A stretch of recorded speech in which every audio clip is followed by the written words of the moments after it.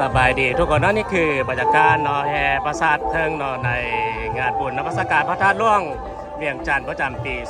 2025เนาะปราสาทเทิงเนาะนี่มีน้อยมีใหญ่เนาะงามๆเลย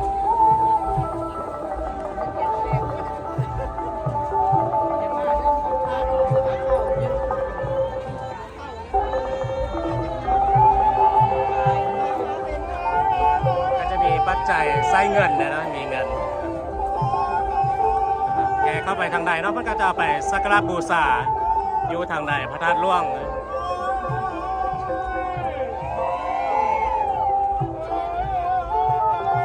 จะมีฮอมีฮอเป็นขบวนพดเปื้อนเลย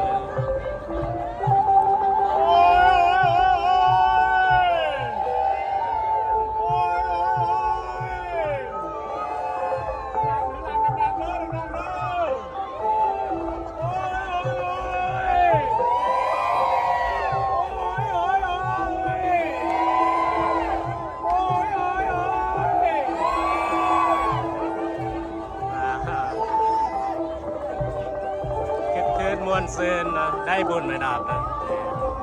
สุดยอดเลย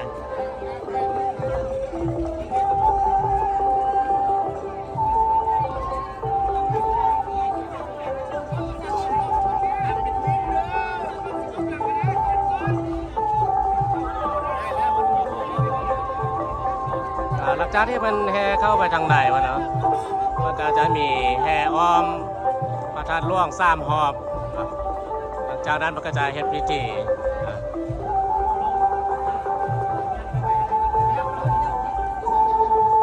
ดอกงามๆเลยเนี่ย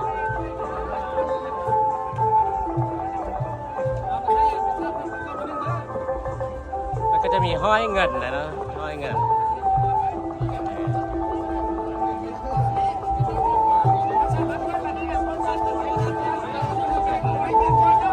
ดอกเพิงเนาะงามๆเนาะดอกเพิงเห็ด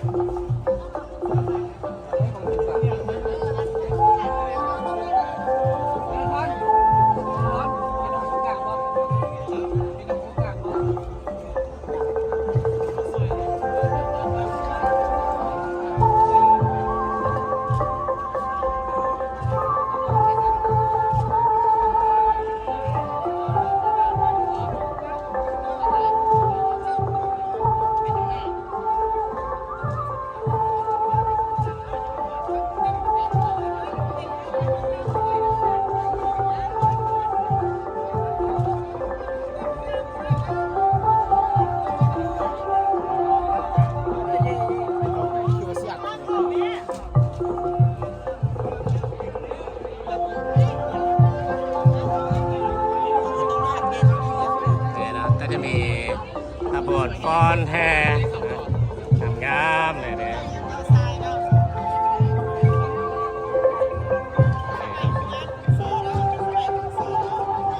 งามเลยสุดยอดเลย เลยเนาะซีซั่นความงดงามเนาะก็จะมีเศร้าๆเนาะนุ่งแต่งสุดบรรดาเผ่าเนาะก็จะมีฟ้อนลำแห่เป็นขบวนงามเลย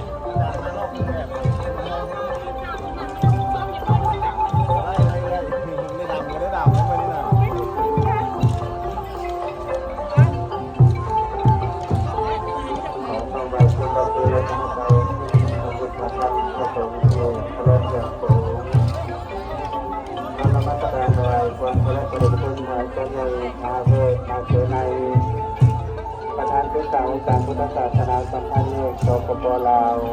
ผู้พระราชยางสูงน้อมนมัสการถวายความเคารพพระอาจารย์ใหญ่ ใช่ไหมคนก็มาไล่นะปีนี้เราคึกคืนเลยนะปีนี้กัน ประธานโลกสปปลาวประธานสโมสรนครหลวงที่พระราชยางสูงน้อมนมัสการถวายความเคารพพระอาจารย์ใหญ่องค์ประธานพระอาจารย์ใหญ่ที่ศึกษา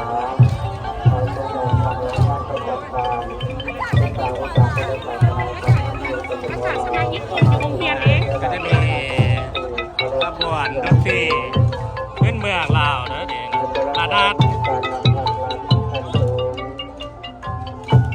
เอกลักษณ์ศิลปะวรรณคดีของลาวนะงดงามเลยนี่นะมีกองมี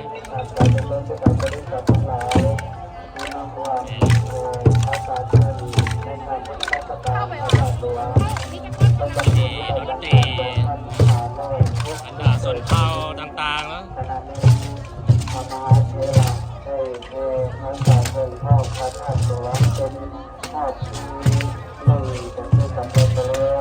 ถัดลงมาจะเป็นกระบวนของการนำอักหลักขั้นสูงโดยการทำท่าของ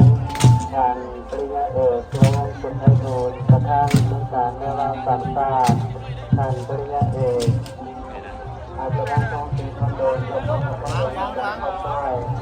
ครอบครัวการนำอักหลักการนำอักหลักขั้นสูงโดยทอดทะเบียนมาตั้งเป็นอันดับเอาโดยพ่อการเงินการเงินการรับ อาจารย์การนำคนเลย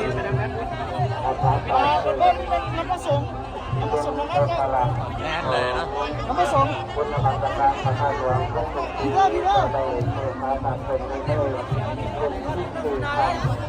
ของเรื่องที่สองขณะนี้ขณะตัวนี้เป็นปีคืออะไรนะแต่ว่าโชคดีเราไม่ได้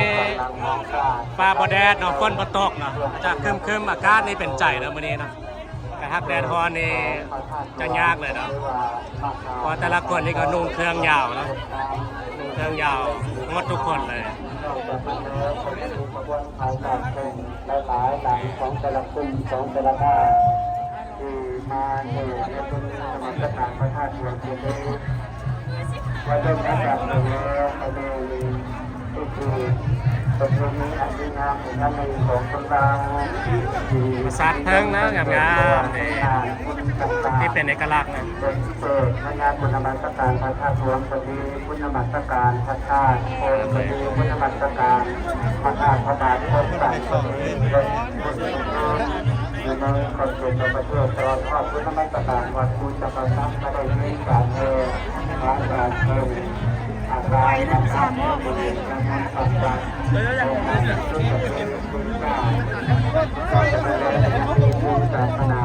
เป็นปาการธรรมะเทรานุเทระจำนวนได้เพื่อเมืองได้เพื่อพระจันทร์สำหรับธรรมะเทระที่นำพาเหตุในขณะนี้ประเด็นคุณหมายกันในคุณเสยเอามาพูดในนามของประธานนะครับพุทธศาสนาธรรมราชของพระองค์ทรงทำได้คณะของพระสงฆ์ยังเข้าตกงานได้มาเหตุพระศาสนานี้ต้องควรการนำพระรักรูปต่างๆจะได้เข้าเทียนยังหนากันเองที่บางการจะได้ถือการนำต้นปูตาพลังคณะใจจะเป็นหาตามเข้าตามทุกตามตามตามรับทั้งหาตามก็คือสิงหาพลังทุกตามพลังทุกเสียอริยสัจเยอะเข้าตามพลังทุกเสียอามามีองค์เสด็จในเป็นท่านเดิมพระพุทธเจ้าที่ได้พระเจ้าและเดินทางมาจนได้พระผู้พุทธราชมาสัมพุทธญาณได้เป็นพระพุทธเจ้าสำหรับพระศาสนานี้เป็นพระเจ้า ก็จะมีขบวนก้อนหลังเนาะน้องๆบรรดาเผ่าที่เป็นเอกลักษณ์งามเลยเนาะแต่งตัวมีซีซั่นงดงามนะแล้วก็แตกต่างกันไปนี่ก็จะเป็นอีกหนึ่งเสน่ห์นะและความงดงามของบรรดาห้องซาวลาวบรรดาเผ่าเนาะ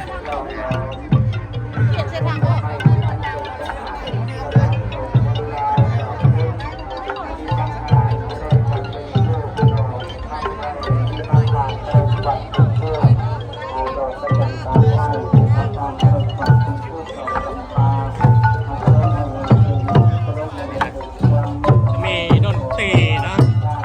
ดนตรีพื้นเมืองตีกลองเป่าแขนนะ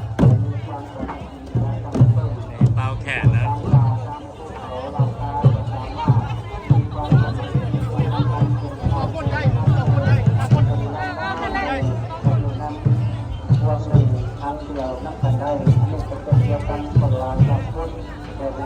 แต่ละคนก็ร่วมขั้นดอกไม้นะมีภาษาเพิ่งเนาะ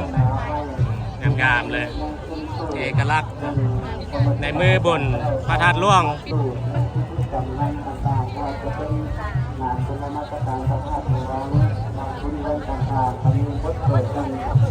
ที่สุดที่สมาธิสมาคณังโสโภทุโสเพราะนั้นมีความสมาธิที่อยู่ณสถานที่ใดประโยชน์มีความรุ่งความเจริญและงอกงาม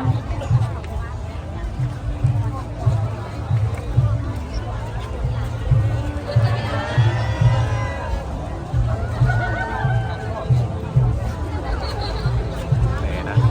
งามๆเลยเนาะ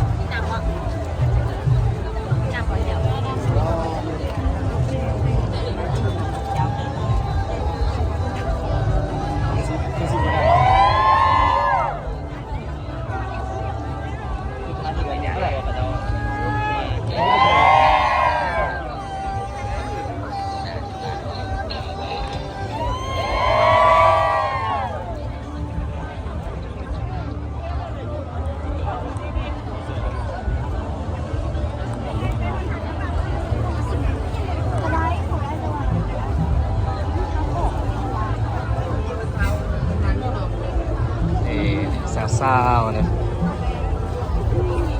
อ้าวพากันมาแห่ประสาทเพิ่งไหนมือนี้เนาะ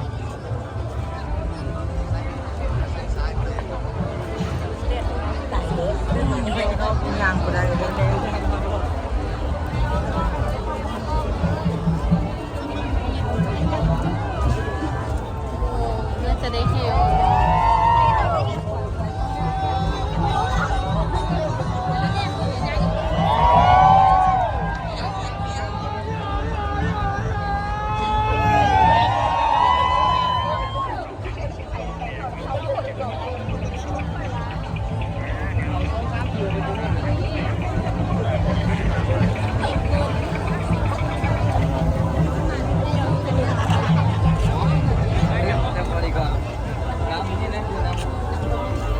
ก็จะมีบริษัทเนาะห้างทางภาครัฐและเอกชนเนาะเข้าร่วมกันเป็นจำนวนหลายเลยนะ บอกเขาตัดบอกให้เอามา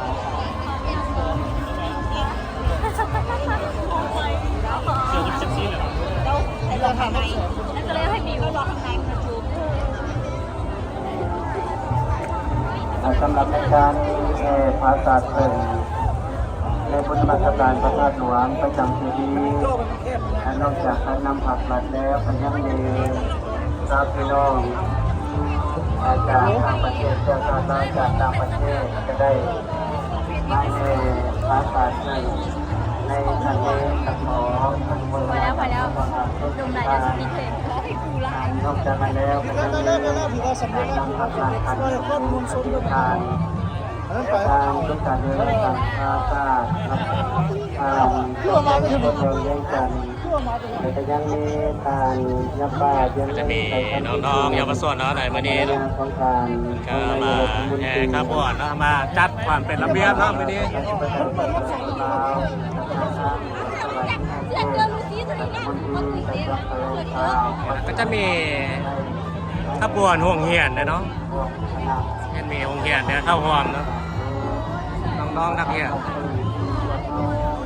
มาเป็นผู้ดอกไม้ก็ร้องให้กำลังเป็นพระมังจากพระมังนาโดยคนลาวที่เป็นศึกษาในการประดับประดาที่ย่อมจากพระมังนามาสู่ ตอนนี้จะไม่ได้พักกันแล้วตอนนี้ไม่ได้พักกันแล้ว ไปจะคือจากขาเอามาทำที่ย่อมนั้นในทางบ้านของเราได้เราทุกคนตามให้มันตรงทาง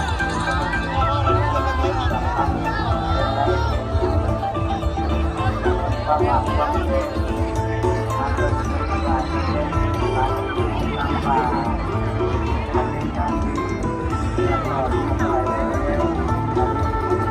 การที่จะได้บรรดาทหารมาให้เป็นการตรวจสอบ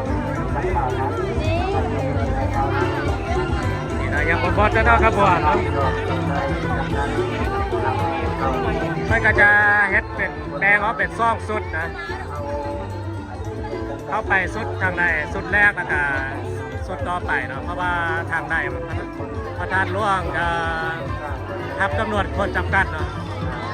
ฉะนั้นคนที่มาในมื้อนี้นอนล้นเลยเนาะแล้วก็จะจัดเป็นซองสุดนะเข้าไปนะ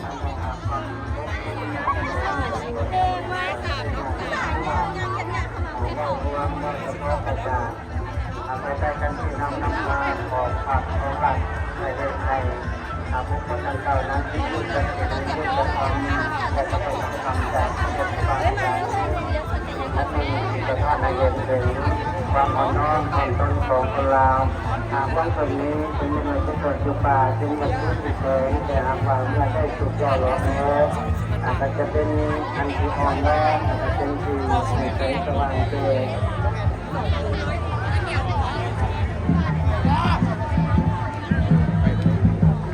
นอกจากนั้นแล้ว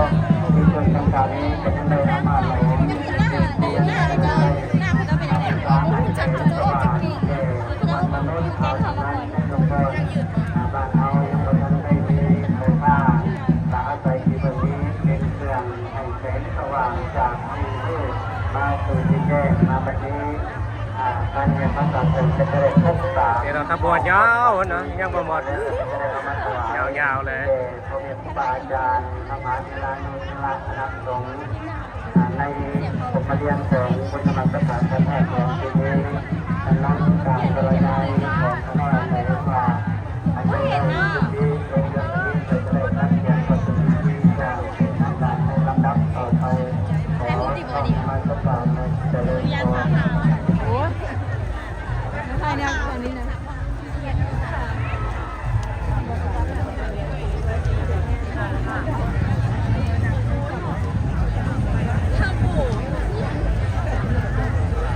ที่ประพร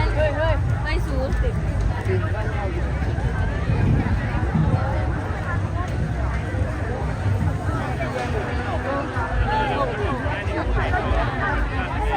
อันนี้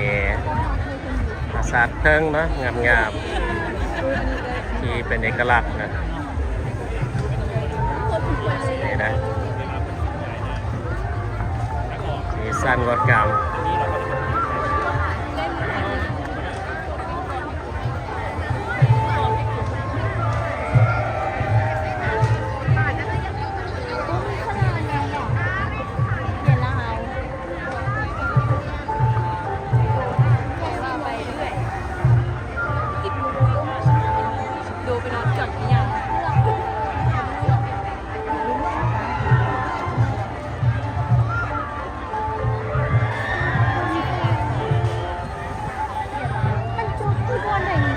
ตอนนี้ก็คือบรรยากาศเนาะใน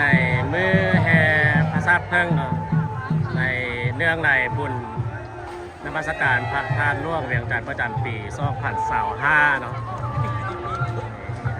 ถือว่าคึกคืนเนาะและอลังการเนาะในปีนี้เนาะ ก็แค่นั้นไปไส้ก็จะข้อหลาคลิปนี้เนาะไปเปลี่ยนแต่ไทยละกาข้อความใจทุกท่านทุกคนนะที่เข้ามาเบิ่งมาชมและติดตามมาตลอดนะแล้วเจอกันในคลิปต่อไปสบายดี